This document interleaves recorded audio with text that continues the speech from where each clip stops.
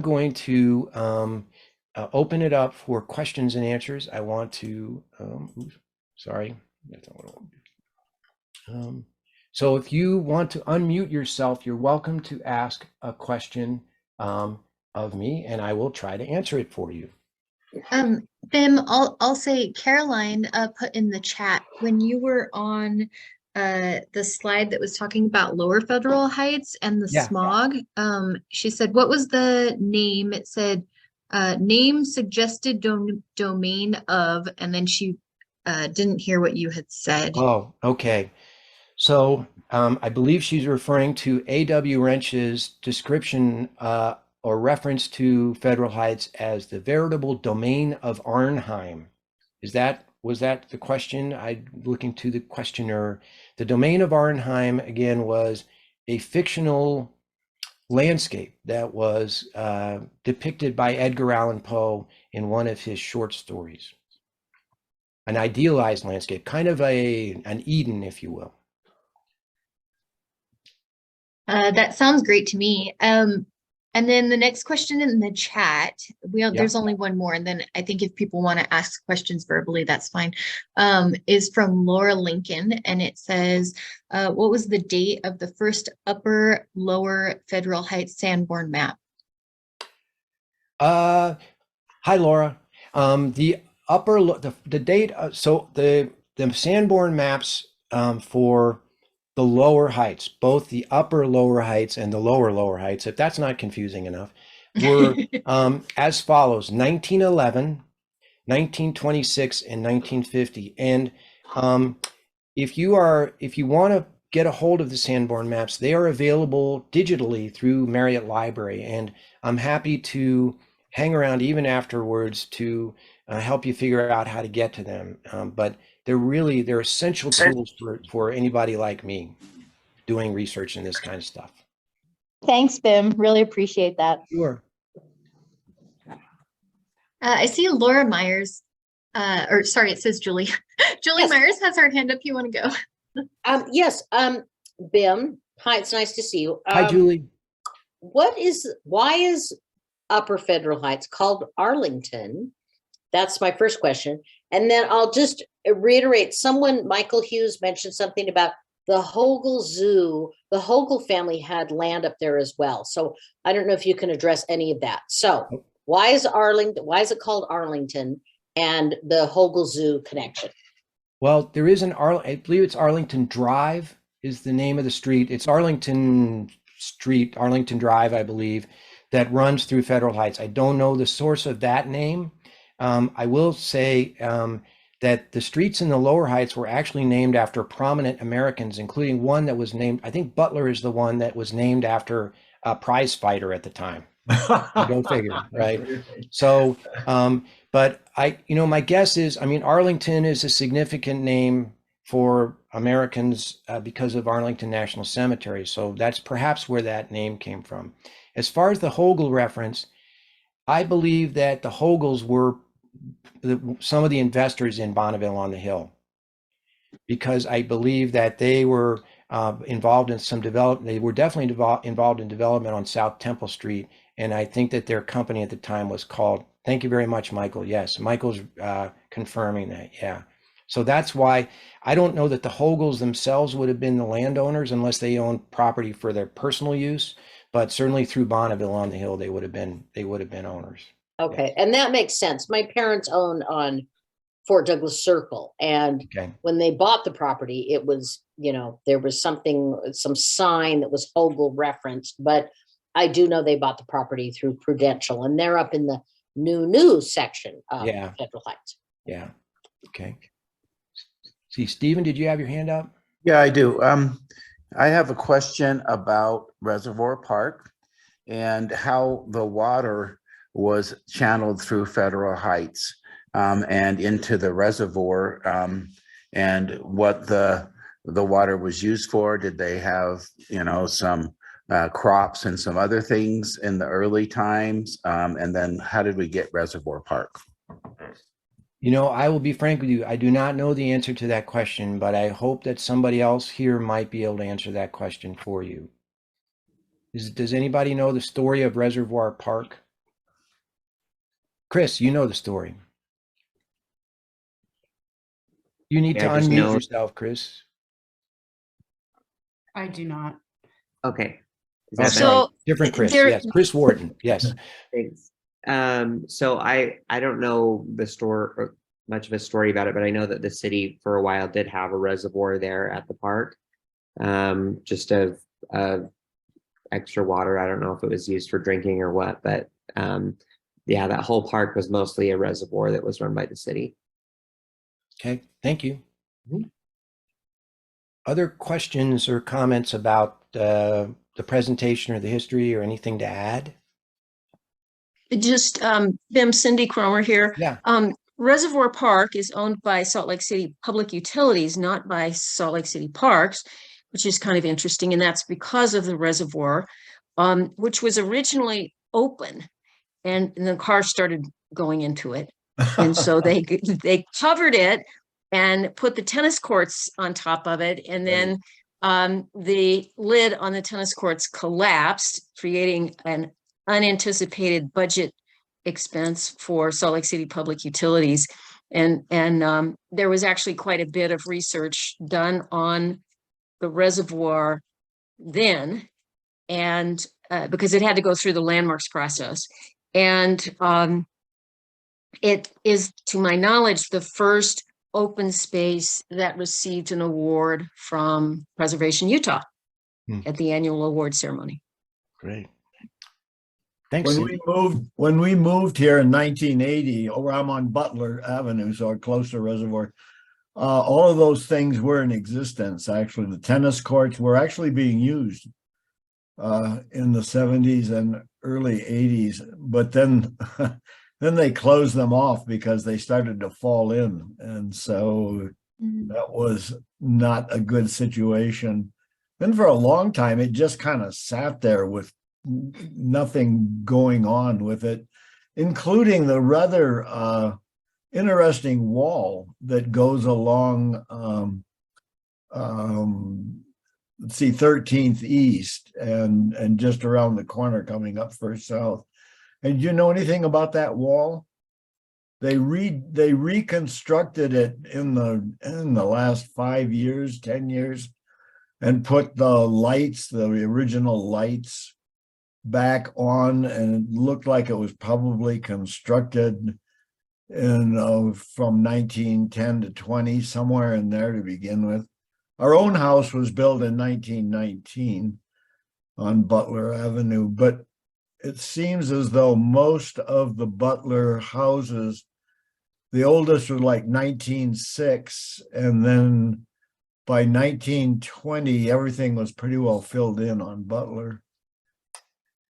And I wanted to respond, by the way, Gene, you made a comment in the chat. I didn't mean to suggest that the history of the Lower Heights was uninteresting. It's the Upper Heights was just a little more complex, but I think in particular, the relationship between the university and the developers was a really interesting element that I did not anticipate as I started my research. Well, we wound up with all the fraternities that were Yeah. that were at one point, I guess, designated somewhere else. But Yeah. Let's see, Julie, you have your hand up. I just want to make sure if somebody else has a question or comment that hasn't been able to say anything yet. Liz, do you see anybody? Well, Amy just asked, when is the tour? I was going to talk about that here in a minute, and maybe right now if everybody's done with their questions, but it is May 20th. Okay. Julie, you had a quick question? Yes. What is the timeline? Because all the land was part of Camp Douglas or Fort Douglas, correct? And then what if you could just recap on that timeline, I would appreciate that. Okay. That sounds a lot like what I would say to my professors in college. We get to the end of the class. Could you run through that one more time? So the Lower Heights was owned by Fort Douglas, and it was exchanged with LeGrand Young. I don't know the year of the exchange, but he obtained the property from Fort Douglas. So that the Lower Heights, the area in blue in that original map, that And then he sold it to Lucien Nunn and A.W. Wrench in 1906. The Upper Heights actually technically, legally never belonged to Fort Douglas. At least Right. I'm saying legally, I might be going, it might technically, maybe it did, but as you might recall, Charles Popper had this friend in Congress who submitted this legislation. I think the fort was really trying to they were pretty aggressive, I think, in trying to push Charles Popper off his property, but I don't think they had the legal standing to do it. So Congress came in and said, no, you're going to allow him to be there. But I don't know that the Upper Heights itself was ever technically part of Fort Douglas. Hmm. Okay, well, so what we're going to do now, everybody's welcome to stay. We're going to talk about the historic homes tour that Preservation of Utah is planning for May of this year. And we are hoping that those of you who live in Federal Heights will stick around, because this conversation is directed primarily at you, or it's an opportunity for you to learn about the homes tour and to learn about what it means to participate. So with that, I'm going to turn the time over to Liz to give us just a quick overview of the tour, and then we can go from there, kind of talk a little bit about how the tour works and so forth. Okay, great. Thanks so much, Bim. Jack, do you have any time constraints? Do you need to go first? No, not right now. So feel free. Give the intro. I'll let you do the introduction. Okay, I will go ahead then. So this year will be, and I know I did see that a lot of you are members of Preservation Utah, supporters of Preservation Utah, and you have been to many of our events. So thank you so much for joining us. And I hope this part is not too boring, but I'll give you a brief overview. So this will be our 52nd annual Historic Homes Tour. And we do them in different neighborhoods every year. This one obviously is in Federal Heights, and we are planning it for Saturday, May 20th. It will be from 10 to 4. And each year we try to showcase between 4 to 7 private homes. So if you are in the neighborhood and are interested, please reach out to us. We would love to be in touch with you. So this tour is one of our biggest fundraisers for our organization. And we are a nonprofit that was established in 1966, and we help promote historic architecture through education and advocacy. And so we use this event as an educational opportunity to show how historic homes can be sensitively updated for modern living and still maintain their historic integrity.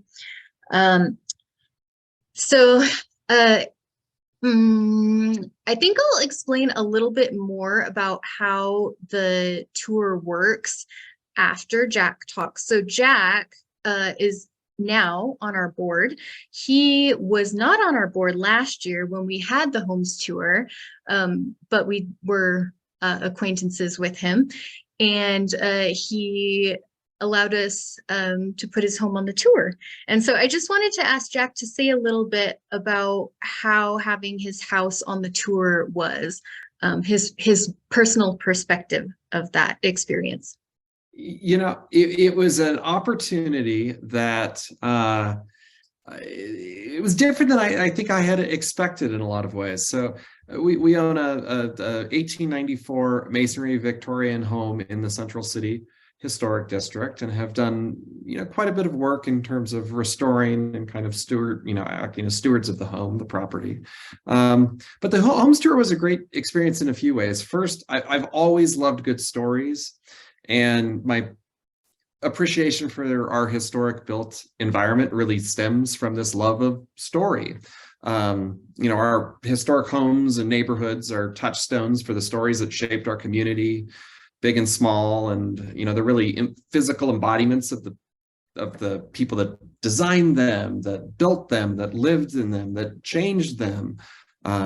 So I think my biggest takeaway from having our own home on the tour and kind of having that side was to gain a better understanding of the story of the home that we're raising our family in. And we knew quite a bit, but Bim, you know, as evidenced by tonight's presentation, or the portion that I caught at the end, he was able to find much, much more little nuanced details of the history of our property. And that was really fascinating. And, you know, it kind of shapes the experience that we have living in the home currently. We also, I think, found it as a great way to kind of showcase the stewardship of our home, right? I mean, it's an old, you know, 19 or 1890s historic home. And so there's been a lot of updates that have brought it to a really comfortable modern kind of standard of living. And it was really great to showcase that to others, as well as some of the kind of, you know, highlight some of the restoration work that we've personally done. That was really enjoyable. You know, not just the, you know, we had not just the big stuff. You kind of do a lot of small home improvements over years, and you don't realize how impactful they are till you kind of can step back and see them in aggregate, I suppose. And so I think the home tour just kind of provided an opportunity for that as well. So, but it was also fun to show kind of some of the before and after photos of some of the bigger restoration projects that we had done. So, you know, overall, it was a really, really wonderful and enjoyable experience that makes us appreciate not only our own home, but our greater neighborhood. Much more than I think we did beforehand. Yay, that's good. I love that. What was I gonna say?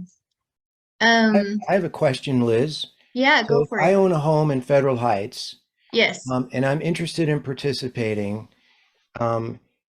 How do I contact you? And if I do, am I immediately obligated to open my home on the tour? You are definitely not immediately obligated.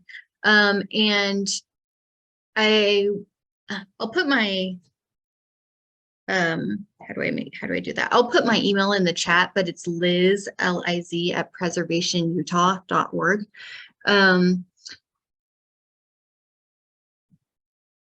Apparently I can't do things at once. I can't do two things at once. So you are definitely not obligated. We will come and we will talk with you and we'll walk through, and you can ask me all the questions you want. And we do try a little bit to curate the tour. So, I mean, it's just an information finding visit basically on both our ends. And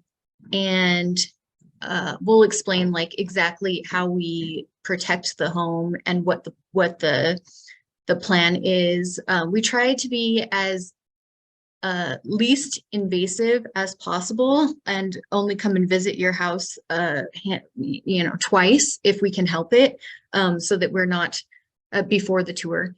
And then the day of the tour, we would have come open the house at 9 and meet you, and then set up for the tour to start at 10. And then we would meet you again at the end of the day. And most people choose not to stay at their home during the tour. It is up to you, but most people go and take the tour themselves, because as one of the perks of the tour is you get tickets to the tour. And then there's a handful of other perks as well. BIM does, as Jack was saying, a very thorough research on your home, and you are provided with that. As a professional consultant, he does a wonderful job. And then also your home, a photo of your home is printed in our program, in our tour program, with a little bit of a description, a little bit of the history. And so lots of people find that fun. One of the homeowners from last year, she asked for a big stack of programs because she was mailing them to her whole family. She was very proud. So that's always fun. And it's just, I think it's also knowing that you're helping to support a nonprofit that does historic preservation in Salt Lake City. So that's another good part of it. Does anybody else have any other questions that I can answer? Do you have anybody signed up at this stage of the game? I don't. We just started This was kind of our introduction. Well, I don't know if we're going to be around. Our house is not that interesting, so. Actually, as far as showing it, our biggest claim to fame is that Dan Stewart lived in this house. I don't know if you know who he is. A well-known jurist. He was in the Utah Supreme Court. And this, when we moved into this house in 1980, it was still known as the Stewart House. We're changing that to the Fitzgerald House now, but that's I love it. And I think oftentimes people think that their house is not that interesting, but I find that that's necessarily true. I have toured a lot of houses with homeowners that think their house is nothing special and find that everybody else thinks it's stunning. And then some people that are very proud of their home, that it doesn't have that much historic integrity. And so the two don't necessarily go hand in hand. They may, but not always. And even if it doesn't, I don't know. I just feel like if you're interested, let us know, because you never know. I'll have to see what the dates are, but we might talk Okay. later. Yeah. Okay. So Since we're in that uninteresting part of the lower avenue, so there's the low. So Liz posted her email in the chat. And if you live in Federal Heights, either the upper or the lower Heights, and you're interested in just having more of a conversation about, your home and whether you want to participate, you can contact her via that email in the chat. Yeah. Also, I am very interested to have different types of architecture from varying ages, up into the 70s. And I have driven around the neighborhood and I did see quite a few mid-century homes that look amazing. So I'm not just interested in a particular type or style or age of home. Julie.